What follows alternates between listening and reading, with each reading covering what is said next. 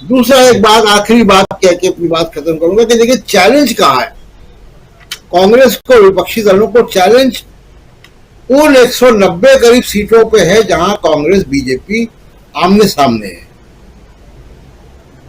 और वहां पे उस 190 में बीजेपी का स्ट्राइक रेट 90% है, 175 सीटें, कांग्रेस का 15 सीटों का आंकड़ा है। बहुत आउट ऑफ बॉक्स थिंकिंग यहां पे लगानी होगी, चाहे वो गठबंधन की हो, मुद्दों की हो, टैक्टिस की हो। इन अगर 190 सीट में आप अगर कोई नया काम करते हैं, नया वोट बैंक लाते हैं, तब आपको मतलब 2024 दिखाई दे रहा है। एक और बात मैं सिर्फ जोड़ूंगा कि मैं 2024 के, 2019 के या 2014 के डेटा से कोई निष्कर्ष नहीं निकालना चाहता हूं, एक रेफरेंस है।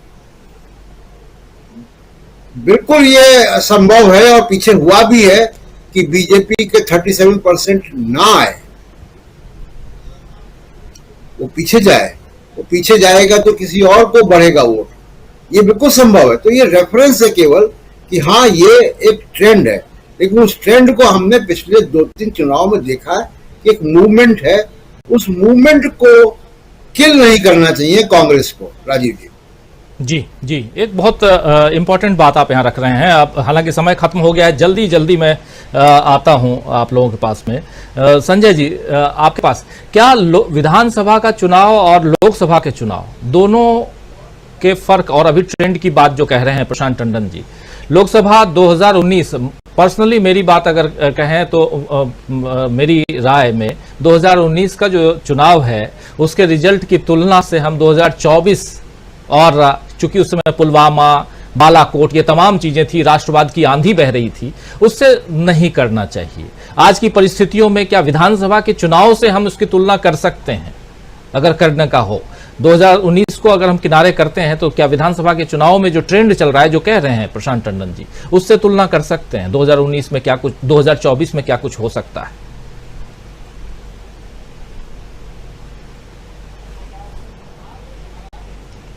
नहीं, मुझे नहीं लगता है। मुझे लगता है कि जनरल ओपिनियन बीजेपी के अगेंस्ट में है, कि बीजेपी से जो उम्मीद थी वो बीजेपी ने किया नहीं, दिया नहीं। मैंने अगर हिंदुत्व का ही काम था तो जो एक्सपेक्टेड था या जो करना चाहिए था, मतलब जो अभी स्वामी जी ने जैसा कहा कि कट्टर हिंदुत्व की किसे जरूरत है, हम मुसलमानों को भगा ही दे, इसकी क्या जरूरत है, तो हम साथ ही शांति से, चैन से क्यों नहीं रहे। तो बीजेपी ने जो किया है, जो कट्टरवाद और जो कांग्रेस करे तो तुष्टीकरण और खुद करे तो संतुष्टीकरण, ये लोग समझ रहे हैं और समझ गए हैं। तो इस हिसाब से जो जनरल माहौल है, मुझे लगता है कि वो बीजेपी के खिलाफ है।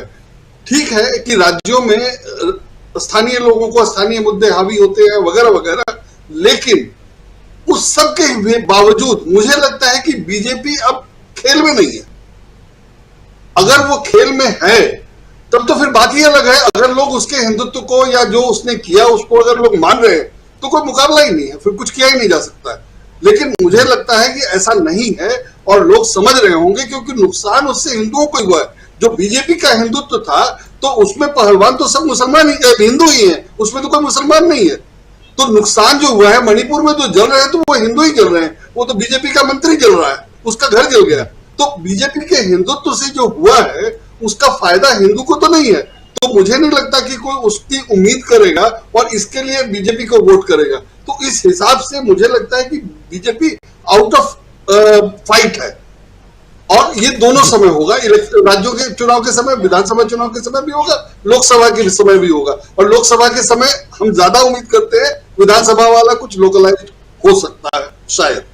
जी संजय जी, आप बिल्कुल विपक्षी दलों की हौसला अफजाई कर रहे हैं, जो आप कह रहे हैं out of race, BJP is out of race. गर साहब आपके पास आना चाहता हूं। गर साहब, एक सवाल, छोटा सा सवाल है, और ये जो विश्लेषण चल रहा है इस पे भी आपका विश्लेषण चाहता हूं। लेकिन ये मणिपुर पे आखिर प्रधानमंत्री की चुप्पी क्यों है, ये नहीं समझ में आ रहा है मुझे। इतना बड़ा मामला है, पूरी दुनिया के लोग देख रहे हैं, और कहां-कहां से इसकी